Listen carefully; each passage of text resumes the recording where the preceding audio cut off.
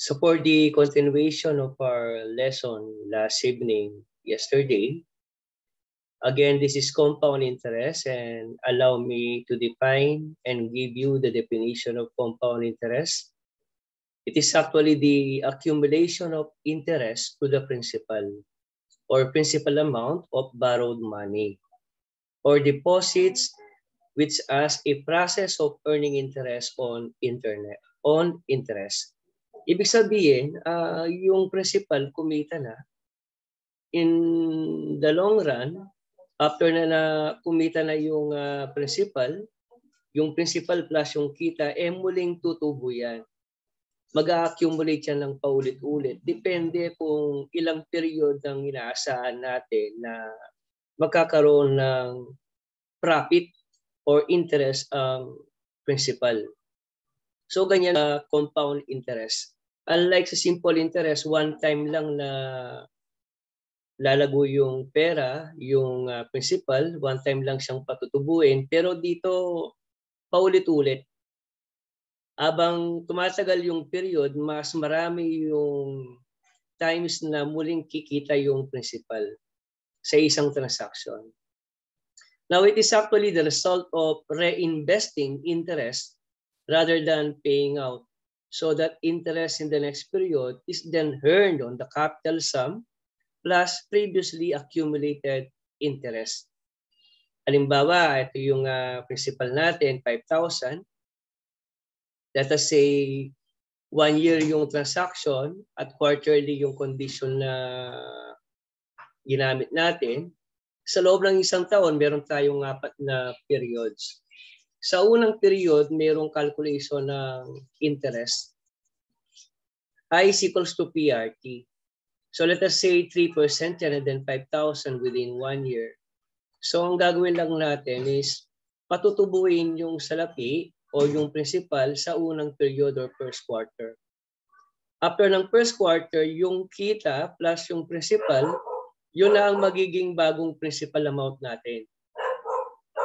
So sa second period, patutubuin uli yung pera. Ang kita plus yung principal na ngayon ang patutubuin. So ang muling kikita yan hanggang maka-reach ng 4 na period, hanggang makita natin na mas mataas ang value ng compound interest kaysa sa simple interest. Nakukuha mo ba, anak, ang ibig ko sabihin? Hello, Anielka? Yes po, sir. Wait lang po. Switch lang po ako devices. Okay. Ano po kasi naka-cellphone po ako right now eh. Okay na. Sige po.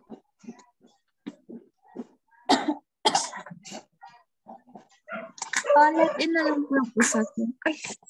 Yan. So we already have now 3 devices na, no? Isa yun, 2.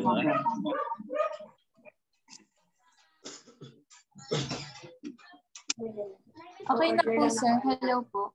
Okay na? Okay na ba, anak?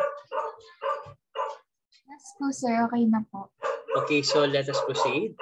So again, ito yung ating compound interest lesson at ito yung ating mga formula. Again, I repeat, sa compound interest, ang perang ininvest, kikita at muling kikita yan ng paulit-ulit. Okay, repeatedly, the amount of money invested will earn. Yung susunod na earning, yung principal plus yung kita, yun ang magiging bagong principal. Yung bagong principal, muling kikita yon. And then repeatedly, ina-add lang natin yung kita sa principal. And then muli na naman kikita yan. So ganun yung konsepto ng compound interest. So that is why I've read this. It is the accumulation of interest to the principal amount of borrowed money or deposit with as a process of earning interest on interest. It is the result of reinvesting interest rather than paying it out, so that interest in the next period is then earned on the capital sum plus previously accumulated interest. So ganyan lang kasimple ang ibig sabihin ng compound interest. And then I remember last time that I already gave you the formulas and we have derived formulas. So I prepare actually 11-page module for you na isa-send ko mamaya. Actually, andirito na yung mga sample problems na magagamit mo sa iyong schooling. I think maraming problem dito, maraming worded problems. Pero syempre ipapaliwanag ko kahit na nakasolve na dito. So nag-prepare ako ng another sheet ng words. And then ito anak, maraming mga problem solving dito na hindi pa nakasolve. Pwede mong i-try and then pag nasubukan mo, pwede mong ipa-check sa akin and then titingnan ko kapag gamay mo na ang compound interest lesson. So yung mga nasa dulo dito will serve as your assignment. Subukan mo lang silang i-calculate and then titingnan ko kung makukuha mo na sila right after this discussion. The next meeting, yung mga problem na yun ang mga i-check natin para makita ko kung nakasunod ka sa discussion natin. So now, let us proceed to the worded problem that I have prepared for you, anak. No? So ito yung mga worded problem natin na aking susubukang bigyan ng katugunan para mas maintindihan mo ang ating diskusyon. So, unahin natin yung example number 1. So, lakihan ko lang siguro yung font o yung picture natin. So, let us start first with the example number 1 or worded problem number 1. So, allow me to read it first. So, ito siya, no? Determine the compound interest and the future value of an investment amounting to 5,000 pesos, compounded quarterly at a nominal rate of interest of 8% within 2 years. So, ang unang step na ginagawa dyan, anak, is ibigay muna natin yung mga given. So, yung unang given natin, we have the principal actually. The principal is amounting to 5,000 pesos. Yan. Ngayon, nabanggit right after the amount ng principal natin na 5,000, it was mentioned here that compounded quarterly. So tandaan palagi anak na kapag compounded quarterly yan, ang value ng M natin is always equal to 4. So I will write now M is equal to 4. So that's our second given. And then at the nominal rate of interest, kapag sinabing nominal rate of interest anak, J yan. O maaaring hindi masabihin na nominal rate, J pa rin yan. Kahit na hindi nabanggit yung 8% na nominal rate of interest, automatic yan ang J natin. Sabihin man o hindi na nominal rate of interest. Sa lahat ng mga problem solving, automatic, i-consider mo siyang nominal rate of interest. And then we have the given time of 2 years. So yun yung ating mga given. 4 lang. So, anong pinapaanap? Pinapaanap actually yung dalawa. So, ano yung dalawa? We have the I and F. The compound interest yung I and then ang F naman ay ang ating full amount. Now, in order to calculate for the I and F, we simply use this given formula na nakasulat sa taas. Ito siya. F is equals to P times 1 plus J raised over M raised to Tm. So ito yung formula natin. So anong gagawin ko ngayon dyan, anak? Since may mga given na tayo, direct substitution na lang tayo. So allow me to copy paste it again. Ang P natin meron ng value. So yung P papalitan ko lang ng 5,000 pesos. And then yung J is 8%. So from 8%, dahil nakakalculate tayo, dapat ang 8% is nakakonvert sa decimal. So I'll make it as 0.08. Yan. And then yung M natin is equal to 4. So let me write 4 as a replacement for M. And then raised to Tm. Kumbaga ang 1 plus 0.08 raised to 4 is naka-raise sa Tm. So product of T and M, ang T natin is 2 and then ang M is 4. So we have 2 times 4. So ganyan lang siya kadali. Now, paano yan kakalkulain? So let me show you how to type this using my calculator. Ito siya anak, no? Pwede namang direct yan. No? So if we're going to calculate that, as you can see, we have the calculator here. I'll type 5,000 and then parenthesis 1 plus, then I write fraction sign, 0.08 over 4. And then parenthesis, raised to an exponent, yung x na mayroong kwadrado sa taas, sa upper right, I'll type 2 and then times 4 sa exponent. So 4 and then parenthesis. So move the cursor to the right and then I'll press equal. So we have 5,858.30. 0.296. Kapag rinound off mo sa nearest centavo ang 0.296 is magiging 0.30 na yan. So ang sagot natin dito is 5858 or 5,858.30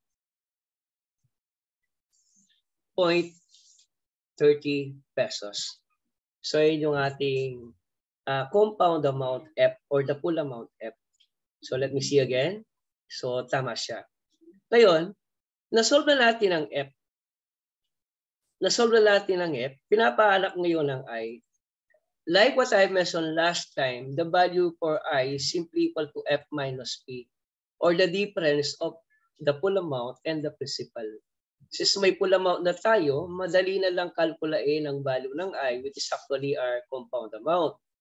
So allow me to calculate the compound amount, anak, no? Yung compound interest natin.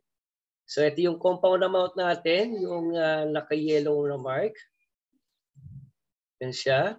And then ang kakalkulate ko is the I naman. So I now is simply equal to F minus P. So I'll type 5858.30. And then ililess ko ang principal na 5,000. Sa makatuwid, maaari ng kalkulayin ng I at ang I lang naman pala natin is simply 858.30 pesos. So finally, ito yung sagot sa compound interest. Type ko lang siya. So I is equal to PHP 858.30. So yan yung dalawang kasagutan sa tanong sa ating problem. Klaro ba anak yung problem number 1? Yes po, sir. Okay, so we have already compute for problem number 1. We'll then be proceeding to another problem. So we have now problem number 2. So allow me to read again problem number 2. Find the compound amount which would be obtained from the interest of 2,000 pesos, okay, at 6% compounded quarterly for 5 years. So, ano daw yung compound amount natin na kapag naka-obtain tayo ng patubo sa alagang 2,000 piso na may porsyentong 6% compounded quarterly sa loob ng 5 taon? So dyan pa lang, alam na natin kaagad na ang given P natin, ang ating principal, is simply the 2,000 pesos. And then ang ating J, katulad yan anak, no? Hindi na banggit na nominal rate. Automatic nominal rate yan. Banggitin man o hindi. So we have 6%. At kung yan ay ating i-convert sa decimal, magiging 0.06. And then another given, ano ang value ng M? Tingnan mo kaagad kung ano yung compounded condition. Quarterly siya. So kapag quarterly, tandaan lang palagi na 4 ang value ng compounded quarterly na condition for the M value. And then the time natin is simply equal to 5 years. So wala tayong problem sa time kasi naka-express na kaagad yung 2 years. Now, ano yung required? Ano yung pinapaanap? Pinapaanap dito is F. Tandaan palagi ang compound amount is the F. At ang F yan ay ang ating future worth or future value or final amount or full amount. Yan ang ibig sabihin ng F. Now again, we will adapt the formula na ginamit natin sa problem number 1. And see to it again, anak, no? Walang mahirap. Basta may calculator ka, alam mo gamitin yung calculator, kabisado mo yung mga functions. Now, direct substitution tayo ng P, we have 2,000 pesos. And then, again, we have parenthesis. O, lagyan ko na lang ng bracket dito. So, bracket tayo. Yan. And then, I'll type 1 plus, ang J natin is 0.06. At ang M naman natin is equals to 4. So I'll type 0.06 over 4. And then naka-raise yan sa exponent, anak, no? Naka-raise sa exponent na Tm. So we have Tm 4 times 5 or 5 times 4. 5 ang time and then ang M naman is 4. So meaning to say 5 times 4 is 20 kapag yan ay nating ni-raise sa exponent. Now if we're going to calculate for the value of F here, ang value lang niyan is napakadali lang. Again, let me type 2,000 times 1 plus fraction. I'll type 0.06 and then over 4. Yan. Sumusobra sa pindot. Yan. Then exponent 5 times 4. Move the cursor to the right para sa pinakadulo siya mag-blink. Press equal. As we can see, we have 2693.71. So ang value ng ating F is equal to PHP 2,693.71 pesos. Let me double check. Yan, so tama siya. 2,693.71. Finally, ito yung pinapaanap sa problem. Yan ang ating sagot para sa ating problem number 2, 2,693.71 pesos. Kasi compound amount lang naman ang pinapaanap eh. Hindi naman tayo ni-required na maghanap ng I or ng compound interest. Okay, so let us now proceed to problem number 3. Malinaw ba ang problem number 2, anak? Anielka? Opo, sir. Okay, so let us proceed to the third problem. So third problem, similar pa rin sa problem number 1 and number 2. Kailangan talaga maasa ka at masanay sa mga ganyang questions. So find the compound amount on the principal of 2,000, borrowed at 6%, compounded annually. Kanina quarterly, anak. Ngayon naman, compounded annually. So again, let me use the formula that we have used kanina. Ito pa rin yun. So ito yung formula na gagamitin natin dito. But before we calculate, syempre i-prepare muna natin yung mga given. Yung nga lang, ihanda ko na yung formula. So ito yung ating mga given sa problem number 3.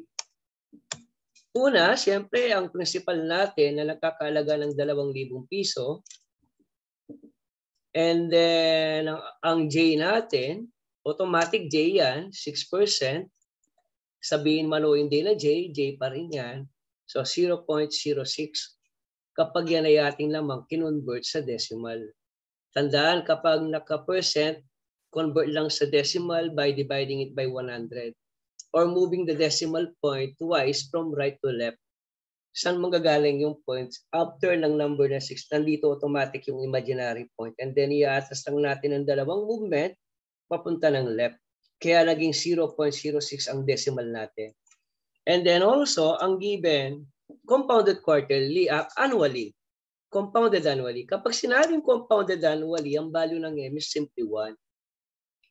Tandaan palagi. Anak, no? Kasi isang beses lang sa isang taon.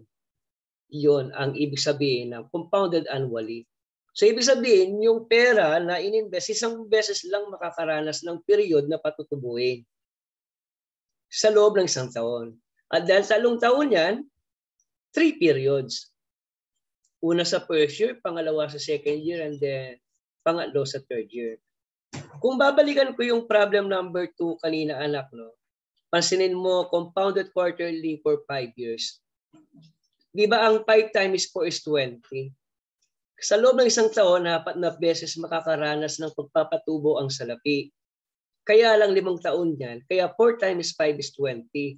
So ibig sabihin, kung maglo-long method tayo, 20 times siyang makakaranas ng pagpapatubo. Originally, yung principal na ininvest. So imagine that, kung 20 times siyang makaka-experience ng profit, mas malagaw nga naman yung kita. Compare it with a simple interest. Now dito, anong re-required sa problem number 3? Sa problem number 3, we are being required to solve for the compound amount. And take note, ang time natin pala dito is 3 years. So allow me to type 3 years in this given problem. So what is being asked? Again, I will type compound amount F. Now, since ito na yung formula, wala nang mahirap dyan. So bakit wala nang mahirap? Kasi direct substitution lang naman tayo sa value gamit ang formula ng F. So we can now solve for the value of F. Alam naman natin ang value ng P. I'll just change it to 2,000. Alam din naman ang value ng J. Papalitan ko lang ang J ng 0.06. And then ang M ng 1, yung pinakababa. So yung M dito, 1 lang. And then TM, ang time papalitan ko yan ng 3. And then ang M papalitan ko naman ng 1. So 3 times 1. So what's next? Wala nang difficult. Basta alam mo lang pagpipindutin yung calculator, wala nang mahirap yan. 12 plus 2,000. And then yan. 1 plus fraction 0.06. Para lang kumpleto na yung detalye. And then over 1. Actually, kahit hindi ko na ilagay ang over 1 dahil 0.06 over 1 is 1 pa rin lang. 0.06 pa rin naman eh. Then exponent, we have 3 times 1. Yan siya. And that's it. So equal. So this is the result. Kapag nag-fraction ng lumitaw, press mo lang yung SD. So 23,000. So, di ba sumobra yung 0 natin? 20,000 ay type ko. Edit lang natin, no? Sumobra yung 0. Dapat 2,000 lang yan. Yan.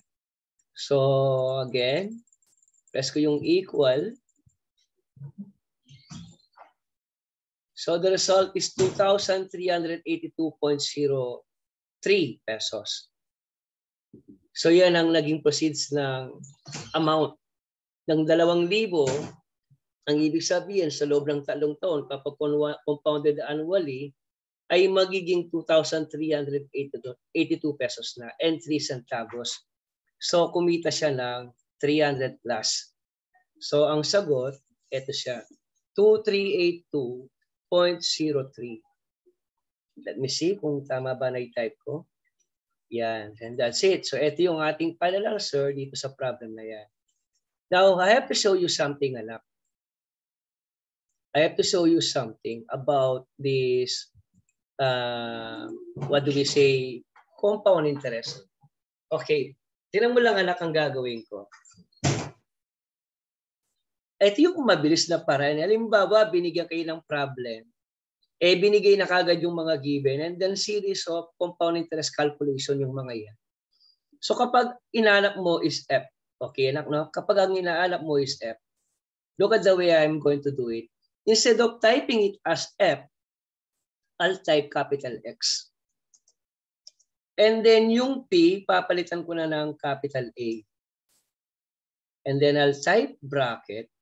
Okay, ganito ko siyang type anak sa calcul, no? Equation editor ko para mas klaro. Ganito ko siyang itatype sa calculator. I just want you to experience how good the calculator like Casio is it. Ito, no? So fraction. And then I'll type 1 plus. And then fraction ulit. Yung J gagawin kong B. And then yung M gagawin ko siyang C.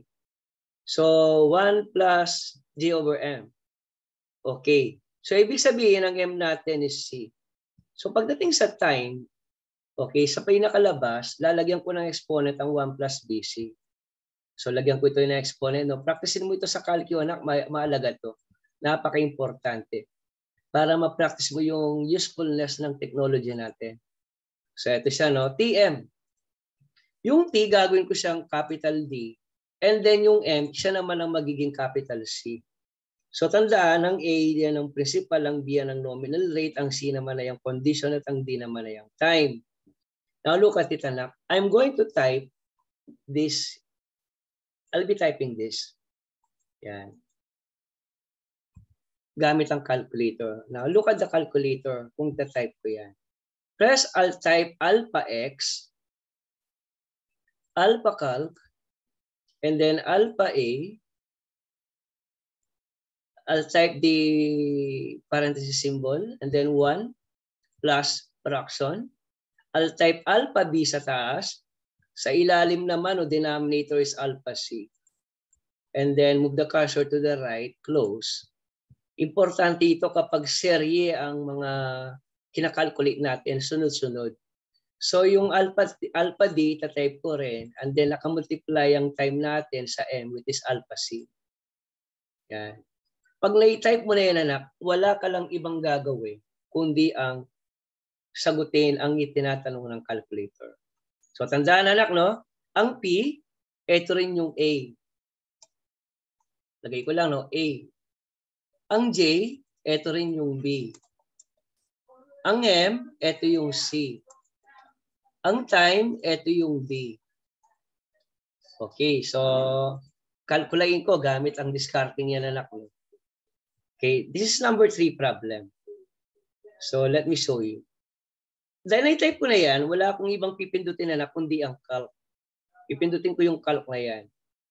Pagkapindot ko ng calc, ang calculator ay magsisimula ng magtanong. Unang tanong, ano daw ang A? In this given problem, ang A natin is 2,000. So I'll type 2,000 and press equal. Since nasagot ko na ang value ng A, muling magtatanong ang calculator, ano daw ang value ng B? So that is 0.06. I'll type 0.06. And then I'll press again equal. Ang calculator ay muling magtatanong ng value ng C. Ano daw ang C? The value of C is 1. I'll press equal. The calculator will type again or will ask us again about the value of time, and that is D, 3 years. So I'll type 3 years. I'll press equal. And then ipapakita na ng calculator ang sagot. Kaya lang naka-fraction, so press ko ang ST. Ayan, nakuha pa rin natin. So this is the solution for problem number 3. Now, I'm not going to delete this. I'll go back to problem number 2. Balikan ko yung problem number 2, anak, no? Papakita ko sa iyo. Since na-type ko na yan, again, no? Di ba sabi ko kanina, ang P, ang principal ay ang A, ito naman ang B, ito naman ang C, ito naman ang D. Kung halimbawa, sunod-sunod yung mga problem, pindot mo na yan, na-type mo na ang x equals to A times 1 plus B over C raised to DC, pwedeng i-replay mo na lang. Pwedeng replay na lang, anak. Replay yan. Then press calc. The calculus will ask us again about the value for P or A. Again, I'll type 2,000. The calculator will ask us again about the value for J or B. That is 0.06. I'll type it again. The calculator will ask us about C. In this case, the value for C is 4. So I'll type 4 and then press equal. And then the calculator will ask us about the value of D. The time now here is 5. So I'll press equal. And that's it. Kamukha lang ng nakuha nating sagot kanina, yung lumitaw sa calculator natin na 2,693.71. So I want you to learn using your calculator, anak, no? Okay, try natin ang problem number 1 na ating kinalkula kanina. And we'll try to find out if we're going to receive an answer of 5,858.30. So again, I'll replay. Yan. Press ko yung calc. Ano daw ang A? So I'll type 5,000. Press equal. Ano daw ang B? 8%. So I'll type 0.08. Equal. Ano daw ang C? C is 4. So I'll press 4. And then time is 2 years. So I'll press 2. Equal. And that's it, anak. 5858.296. O kamukha lang. So yun yung ibang pamamaraan ng pagsagot, anak, no? Klaro ba, anak? Klaro ba, Aniel, ka, anak? Yung problem number 1 hanggang 3? Yes, Pinakita po, ko sir. lang yung ibang gamit ng calculator. So let us proceed to another problem. Okay, ito yung magandang problem ngayon. An investment earns 3% compounded monthly. Find the value of an initial investment of 5,000 after 3 years. So ang initial investment daw is 5,000. So kung ang initial investment is 5,000, definitely ang principal natin is 5,000. Kasi yan ang early investment eh. And then ang time natin is equal to 6 years. Ang 3% naman yan ang ating J. So I'll type 3% for J. Converting it into decimal, we have 0.03. And then anong sabi? Compounded monthly. Sa loob ng isang taon, kapag compounded monthly, ang M natin is equal to 12. And that's it. So wala nang mahirap dyan. So ano lang ang gagawin ni sir? Copy-paste ko lang yung formula kanina at ito yon.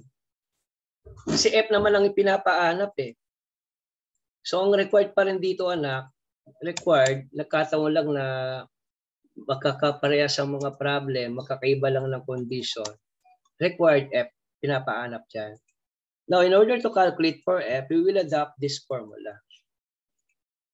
And that's it. So yun yung formula natin. So again, if we're going to adopt this formula, again, recopy ko lang, ang P natin is 5,000.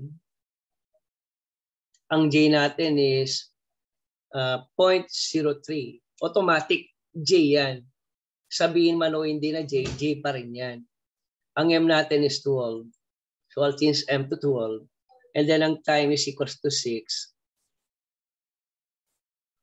And then times 12. So yun yung ating equation ngayon. Now, in order for us to calculate for F, kung gagamitin ko yung naka-record na sa calc yan, di ba? So ang A natin, ito yung A, yung P. So press ko yung calc, magtatanong ang calculator, I'll type 5,000. B, ang B ay yan ang J. So 0.03 ang itatype ko. I'll press equal. Ang C natin is 12. So I'll type 12. Ang D natin o ang time is 6. So I'll type 6. So instantly, you will receive the answer. 5,984.74 pesos. So equal 5,984.74 pesos. Yan ang sagot natin. Okay? So ito siya, no? Now, kung ngayon mo ng ganyang estilo, pwede namang ibalik dito. Pwede namang ibalik dyan. So, ipapakita ko pa rin yung solusyon na hindi gamit yung ganoon. 5,000, then 1 plus, kung ano yung pagkakatype, ganyan mo rin itatype sa calcu. Yan. Fraction, 0.03 over 12. And then I'll write or I'll type the close parenthesis. Then raised to a certain exponent, yung x na may kwadrado sa taas ang pipindutin sa calcu. I'll type 6 times 12. Then close. Yan, and that's it. And then I'll press equal. So we have 5,984.74. So parehas lang ang lumitaw na sagot. So ganyan yung ating problem number 4. So about problem number 5. So yung sa problem number 5, medyo na bago yung question, no?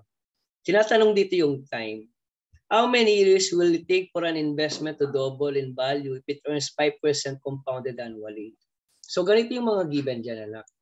So ang J natin is automatically 5%. Yan ang ating value for J. Or given. Ang J natin is equal to 5% or 0.05. And then compounded annually, ang value ng M natin is 1. Okay? Kaya lang, ang tinatanong dito anak is the time. So this is being required. Kaya lang, hindi nagbigay ng exact value ng full amount at ng principal. Pero ang sabi dito, ilang taon daw bago ang isang principal ay maging doble. So ibig sabihin, pwede tayong mag-assume. Pwede nating i-assume na ang principal is X. Assuming. Now, ang ating full amount naman is equal to 2X. Kasi nga double eh. Kung ang principal mo is X, ang full amount mo is 2X. Kung double. Kung triple, kung ang P mo is X, ang full amount natin is 3X. Kung triple ang condition. But in this case, double ang condition. So pwede tayong mag-assume ng any letter. Kapag sinabi mong P is Y, ang F is 2Y. Kapag sinabi mong P is X, ang F mo is 2X. Pwede ka rin mag-assume ng number. Kapag sinabi mong P is 2, ang F mo is 4. So walang magiging problem doon. And paras lang naman ang lilitaw na sagot. Now, since nandiyan lang yung mga given, we're going to adopt this formula. Yan. Copy-paste ko siya, anak, no? And then I'll teach you yung tamang paraan ng pagpindot ng calculate. Okay, so I'll type this. Ito siya. Now, yung F sa taas, papalitan ko lang yan ng 2x. At yung P naman, papalitan ko lang ng x yung nasa baba. Yung J, papalitan lang natin yan ng 0.05. Yan. So I'll type 0.05. And then yung M naman is papalitan ko lang ng 1. Then lakihan ko para kitang-kita sa anak yan. Now, 2x over x is simply 2 na lang. Makakancel lang x sa numerator and denominator. So copy-paste ko siya para kitang-kita. Sa makatuwid, ang 2x over x is 2 na lang. Kasi makakancel ang parehong x sa taas at saka sa baba.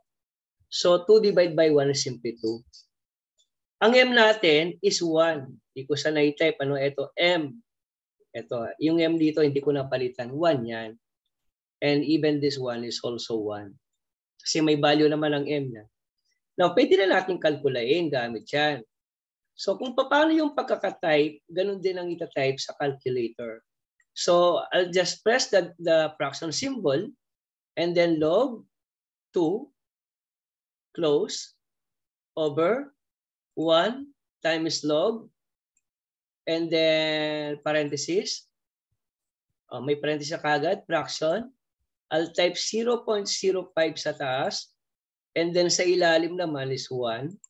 And then I'll just type a parenthesis para may sara natin yung nakabukas na parenthesis. And then equal. Okay. Tama ba pagkakatype? Bakit ito yung lumitaw? Log 2. So tingnan ko nga yung problem dito na nakasulat dito. Yung problem na aking i-refer.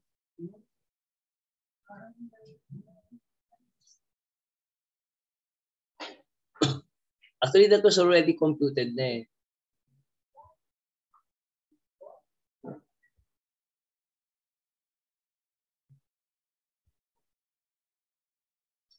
Ito siya. Okay, here's it. So, ang pinapahanap is the time.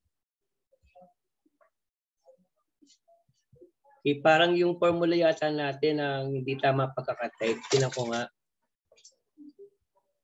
Oh, nakalimutan yung 1 plus. Ito, may 1 plus yan. Yan, hindi ko na i-type. So, I'll type 1 plus here inside. 1 plus. Yan, ito yung nawala. So, 1 plus. Yan, buti na lang nakita natin. So, kaya hindi magtugma. Kaya nakakuha ko ng negative. So, ito siya. So, replay ko lang, may nawawalang plus sa ating tinype na solution kanina. So, sa loob niyan, yung nakalog, may 1 plus pa yan. Ayun. Now, I'll press the equal now. So, we have 14.21. So, ang sagot sa time natin is 14.21 years. So, yun yung ating final answer sa ating example number 5. So, yung formula, may kakulang kanina, may typographical error, and that is just 1 plus j over m. So, yan ang ating example number 5. Now, let us proceed to the next example. Okay ka pa lang ba, anak? Klaro ba yung ginagawa natin? Naintindihan pa ba? Yes, sir. So, we have now problem number 6. So kapag na ito yung sumanak, ulitin lang natin, ano? Kasi 40 minutes, 3 minutes na lang yung natitira sa session na to. Kasi nagtatlo tayo. Kapag dalawa lang, kanina biglang nagtatlo kasi kapag tatlo, 40 minutes lang. Pero kapag one-on-one lang, unlimited yung time. Okay. So, yung susunod, we need to solve for the value for P. So, given ang F, how much do they need to invest now to get 10,000? So, ibig sabihin niya ng F natin is equal to 10,000. And then, ang time natin is equal to 10 years. So, importante anak na matutunan mo yung pasikot-sikot sa calculator. And then, ang J natin is equal to 8% or 0.08. And then, ang M natin is equal to 1 dahil nga sa problem is compounded annually. Yun yung main reason kung bakit M is equal to 1. Now, using this formula, yan, gamit yung formula na anak, no? Ito, type ko siya. Now, dahil substitution ng value ng ating F, pero tuturo ko yung ibang paraan ng pagsusulat ng sagot o pagsusolve. So, dito we have 10,000. And then sa baba, yung J, papalitan ko lang ng 0.08. Yan. And then yung M is papalitan ko lang ng 1 dahil compounded annual. And then 10 times 1 sa taas.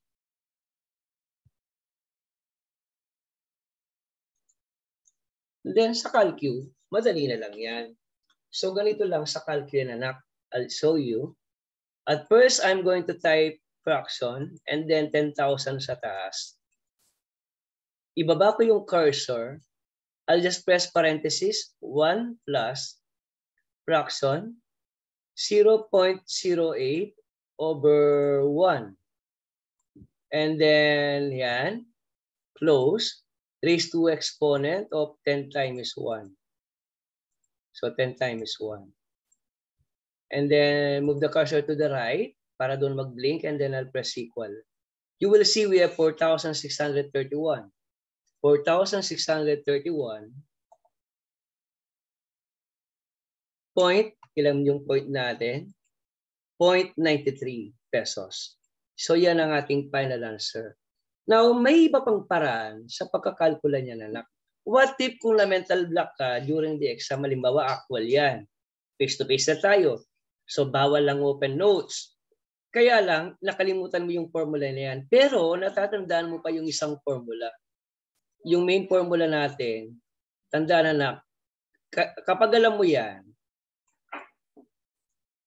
kahit makalimutan mo ang ibang formula, pero may Casio FX 991 ES plus or 570 ES plus, madali lang. Okay, papakita ko bakit anak, no? Diyan tayo magsasubstitute. So, diyan tayo magsasubstitute. Ang hindi mapapalitan, yun ang magiging X. So, copy-paste ko siya uli. Ang F is gagawin ko siyang